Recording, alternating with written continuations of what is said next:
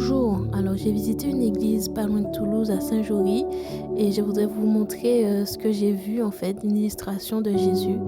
Donc en premier lieu nous avons l'ange Gabriel et la Sainte Vierge Marie, donc cela signifie que c'est l'annonciation.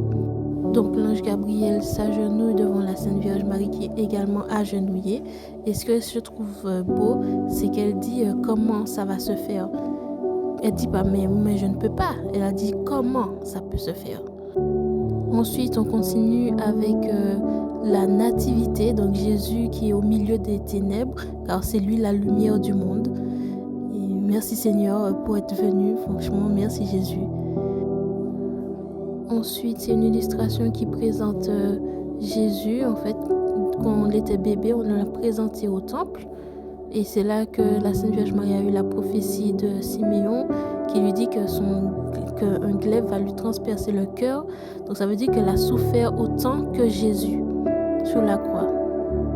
Et c'est important de faire de même, de présenter nos enfants à Jésus, à Dieu. Et on continue avec Jésus crucifié sur la croix qui a donné sa vie pour nos péchés, pour nous en fait. Ensuite, Jésus, en fait, ça représente Saint Thomas qui met le doigt dans les blessures du Christ, de Jésus, et il dit mon Seigneur et mon Dieu. C'est ce que ça veut dire en bas. Jésus monte au ciel, donc c'est l'ascension du Seigneur. Donc il y avait peut-être 500 personnes qui ont vu ce miracle.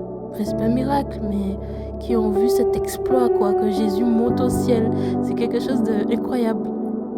Et enfin, nous avons l'effusion du Saint-Esprit, la Pentecôte, c'est-à-dire le Paraclet qui descend sur les apôtres et d'autres personnes aussi, et même sur la Sainte Vierge Marie. C'était à peu près 120, ils parlaient de toutes les langues, c'était incroyable, magnifique, super. Franchement, une force, vous imaginez pas à quel point c'est important d'avoir le Saint-Esprit dans sa vie. Vous voyez, ces illustrations reflètent en fait la vie de Jésus et c'est comme pour le chapelet. Donc quand on médite le chapelet, on médite tout simplement la vie de Jésus avec la Sainte Vierge Marie. Merci, au revoir.